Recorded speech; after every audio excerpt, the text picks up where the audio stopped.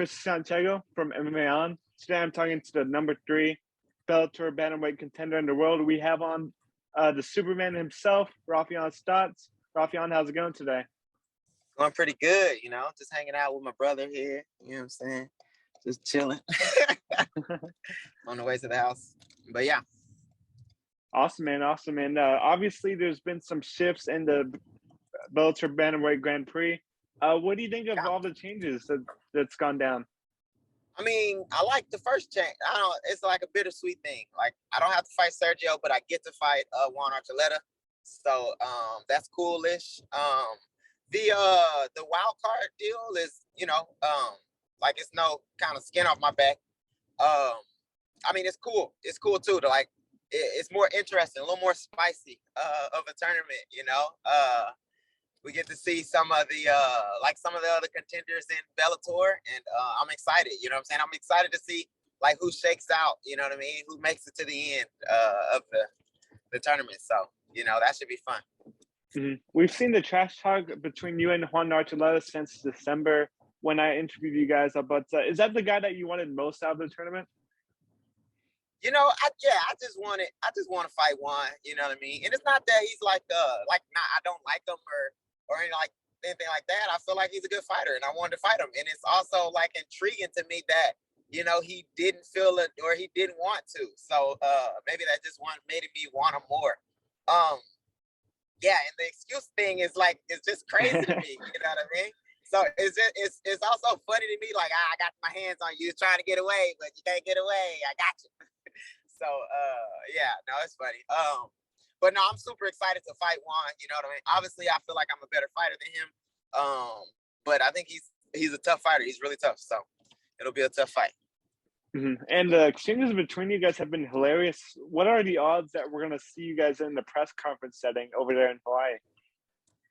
Oh, that would be dope if we did a press conference. I don't know. I would love to do a press conference and talk some smack to Juan face to face, the talk I can see his ball spot, you know what I mean? Up close and personal.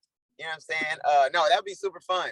I don't know if we are or not in Hawaii. Yeah, that'd be dope. That'd be dope if I hope they do, because I'd have a blast with that. We'll see. Mm-hmm. I'm sure the energy that comes with this fight's a lot different. I believe it's a lot better for you not having to fight former teammates and friends. But what do you make of this matchup? Former champion and Juan Archuleta. Like I said, he's a tough matchup, he's like one of the tougher. He's not my toughest matchup, but he's like one of the tough. He was a champion for a reason. He beat the brakes off Apache. You know what I mean? So that was he was champ for a reason. And I can't underestimate him by no means. Not like I'm gonna be able to walk through him. He's a former champion. I just believe it's my time, and I've been ready for this moment for a long time. So I'm finally stepping into it. The matchup, he's a good wrestler. He's got cardio. He throws some heavy shots. You know what I mean? So I gotta be ready. I gotta be on my toes. I gotta be aware. But I also believe I'm better everywhere that he's good. You know what I mean? So I love the matchup. You know what I mean? As far as like fighting Juan, I'm way more comfortable fighting him because I don't know him than I was fighting Sergio, where I know the ins and outs of Sergio, and I like him. So I don't necessarily like Juan. Not that he's not to be liked. I just don't know him. So you know what I mean? It's way easier for me to get into a mindset where I want to hurt him. You know what I mean? Mm-hmm. And I believe that you've claimed that you're the best wrestler in the division in the past, but Danny Sabatello kind of laid some claim to that. He's a wild card. What do you think of him claiming that he's the best wrestler in the division? I wouldn't say he like the best wrestler in the division.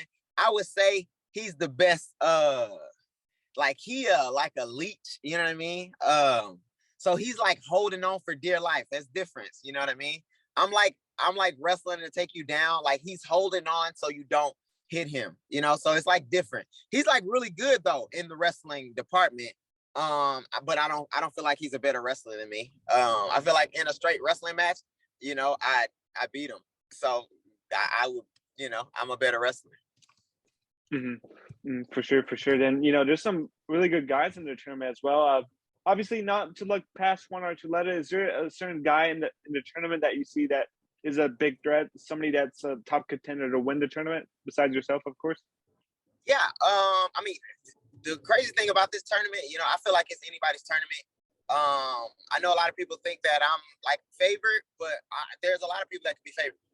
Horiguchi, I feel like he could be favored. I like that Hornell Lugo kid. I feel like he's pretty well-rounded, so I'm interested between him and what's the guy's name? The wrestler. The wrestler, Danny Sabatello. Yeah, Sabatello. I'm interested in that fight. To kind of see what they both bring to that fight. And also, of course, Magomed. You know what I mean? Magomed is a tough opponent. I feel like, and I feel like a fight or a second fight between me and him could go. It could go the same or it could go different. I feel like since adding the wild cards, there's a lot of unknowns and a lot of just a lot of good fighters. The Barzola the Josh Hill that just had a fucking spectacular knockout. Yeah, I wouldn't say that there's like a favorite for. I feel like maybe my toughest opponent, I from what I can see, would probably be Horiguchi. Just because of his style and his speed and the things he brings to the fight. And you have some family in the car. Should you get that $1 million paycheck, what are you gonna buy them? Oh man, we living it up. I don't know what we gonna buy. We finna buy some land or something. We about to, I don't know. I don't know yet. I haven't seen that. My bank account don't know that that far ahead. But we definitely gonna live it up. I'm gonna do something fun for the family, and then I'm gonna do something to set us all up. So yeah, it'll be a good time to be in the Stots household or in the Stots family. And would winning that $1 million and winning the tournament and getting the interim belt, would that hold as much weight as getting the undisputed belt, or do you think it's going to be a different feeling from the undisputed title?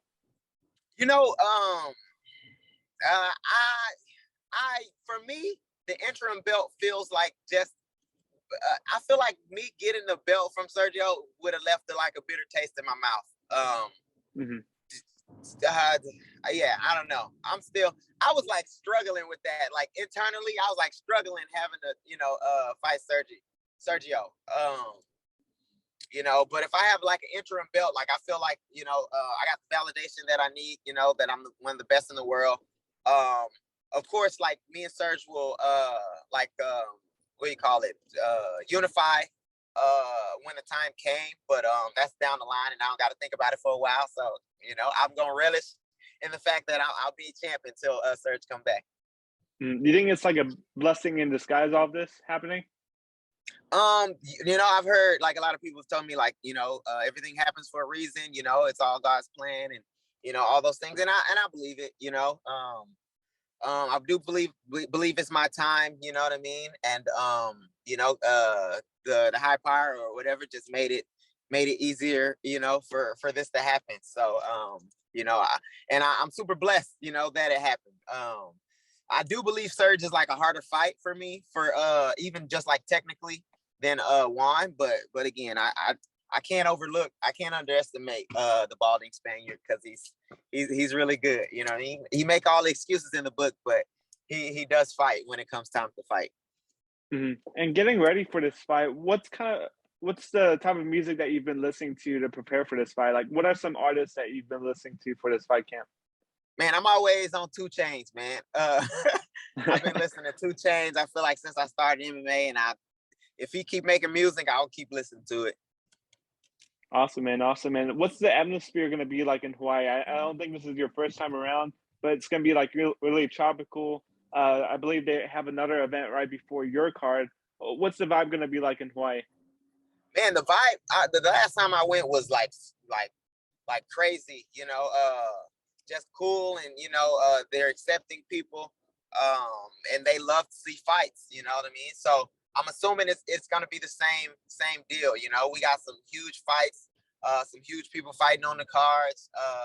So it's gonna be super exciting. You know, I'm the co-main event now, and that's like a spot I haven't been at Bellator. So I'm gonna relish in it. I'm gonna appreciate and have a good time. I have a lot of family out there. You know, some people are coming out. To support. So it'll be a blast. It'll be a blast. And last question I have for you: how are the shirts and the bandanas selling for Raufeon Stots? Like, how's that business going for you? Man, it's going good. I think we got like, I want to say like 50 or so. And then like some people had asked about them today.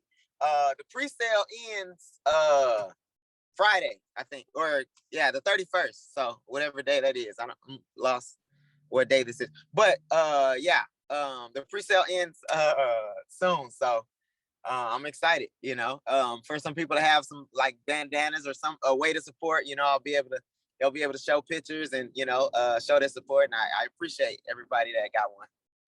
And to the fans that out there watching, like, how can they get some hands on some of your merch? Man, hit up. So Stacy Blythe. I'm probably gonna make another post this week, today or tomorrow. Stacy Blythe. Hit her up and hit her DMs. She's like handling the whole thing for me. Like she's making them and taking the orders. So shout out Stacy Blythe. That's STACIBLYTHE.